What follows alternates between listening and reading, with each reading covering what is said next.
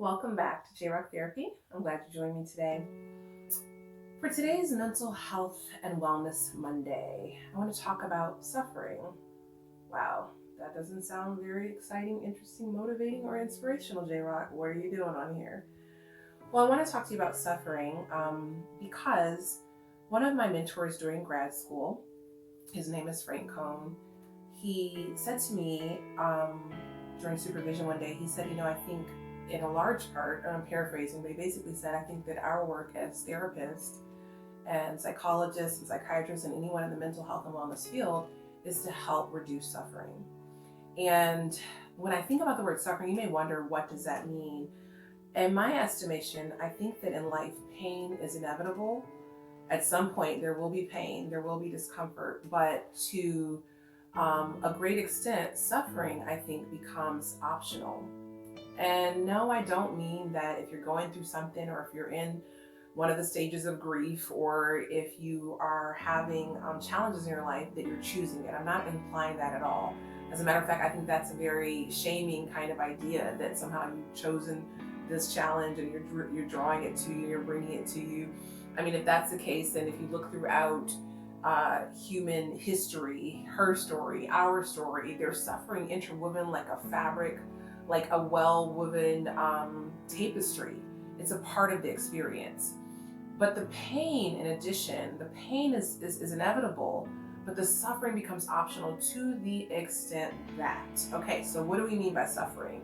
So what I mean by suffering is self-doubt, anxiety, depression, guilt, shame, chronic fatigue, chronic perfectionism, workaholism, religiosity, which is an addiction to religion and things of religion as a coping mechanism to keep the rest of the real stuff in the world out and for us to only focus on and kind of turn away from our real life issues. Scapegoating, which is something I talk a lot about in family systems. It's a very common thing where people will scapegoat. Let's blame all the problems of the entire family and entire system on this one person instead of actually looking at ourselves as individuals or these two people. Heroism, heroinism, when we feel like we have to always step in and save the day and rescue. And then in the end, we end up being burnt out because whenever we're going way beyond what is authentic for us as human beings, burnout, it leads to burnout. So whenever we feel burnt out and overly taxed, you can basically say to yourself, okay, where am I not being authentic in my life? And, I talk a lot about obviously the brain because I practice neuropsychotherapy, which is brain-based therapy. But when you think about the human mind and our neuroplasticity, our ability to change and retrain our brain, and that the human brain is made up of over 70% water, the human body is over 70% water. When a fetus is in the mother's womb, it's immersed in liquid, in water and different biochemicals. And then the earth is over 70% water. So I remember going to the beach on a trip some years ago, and I remember the lifeguard saying, hey, look, by the way, if you get caught in a riptide, the reason that most people drown is not because they can't swim, but it's because they're resisting the current, they're resisting the flow. So I want to invite you to think about places in your life today that you might be resisting the flow, resisting the current. Ask yourself, where am I resisting right now? And where is my resistance leading to suffering? In what ways am I suffering? Because I'm turning away from what's really happening and I'm fighting what's happening instead of learning how to go with the current and go with the flow. It doesn't mean that it's easy. It doesn't mean that it's automatic. But I think that if we can practice awareness around when we are not fluidly moving through our life, when we're being brittle, when we're not being very flexible or very pliable. Because the idea is that you want, when adversity comes into your life or challenges, that you want to be able to bend and not break. So in order to be able to bend and not break, we have to have a lot of flexibility and fluidity, and then that eventually builds resilience. So in order to reduce our suffering, it is more effective for us to begin to go with what is the organic and natural flow of our life, and in a way to see ourselves and see yourself in this larger ecosystem. Every river, every lake, every pond, it all flows into a stream, which flows into this huge ocean which is our lives, and which is quite literal when we look at it from a geological standpoint, when we look at the planet and the way that our ecosystem operates. If you take some time, I'm looking out a window right now and I'm looking at the trees and I'm looking at some leaves blowing. There's some birds that just flew by.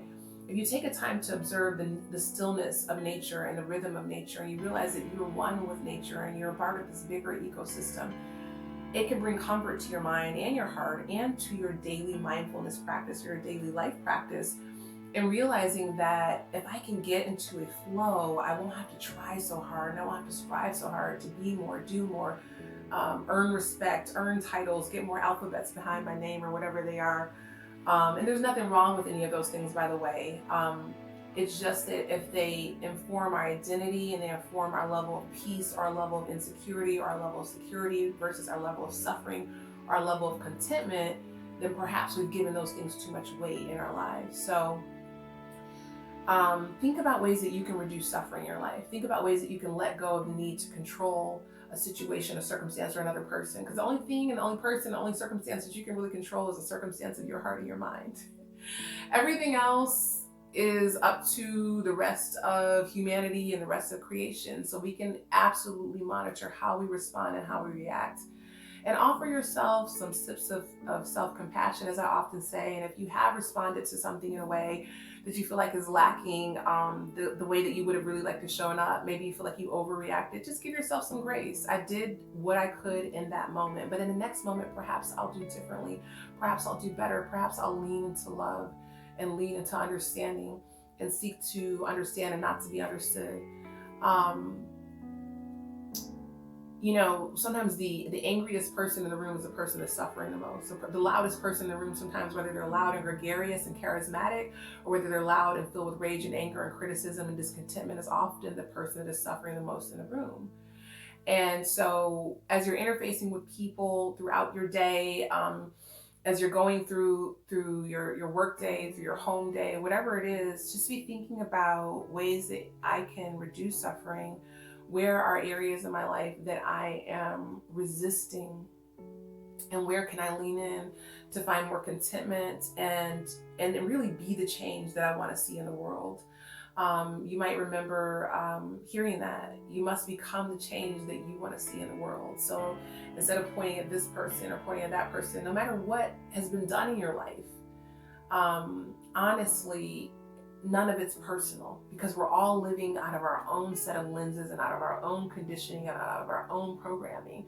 So when we begin to depersonalize things from what has happened in our lives or what has happened to us, we no longer are victims of our circumstances, but we can become victors and kind of rise up in the situation, take our own power back, and realize that nothing was ever personal in the first place. So think about ways you can reduce suffering in your own life, in your own heart, in your own mind. The greatest mission field starts in the mission field of your own soul and in your own home. So perfection is not required. Peace, contentment, gratitude, groundedness, and gratefulness is desired. And every day that the sun rises is a new opportunity and a new appointment and a new opportunity to write a new chapter of your life. So thank you so much for checking out this YouTube psychoeducational tutorial. If you enjoyed it, be sure to leave a comment, like, or share the link. If you didn't enjoy it and you have feedback, I'm okay with that too, because you know what? I have practiced the practice of treating both compliments and criticism exactly the same, because it's all just information, it's all just an opinion. And gosh, it feels really good to get to a point where I can be whole enough and confident enough and well enough within my own self to be able to sit with you and share space, even if we disagree. That's a powerful place to get to, that we can diabolically disagree even, but we can still share space, we can still break bread, I can still interact with you and exchange with you and learn from you.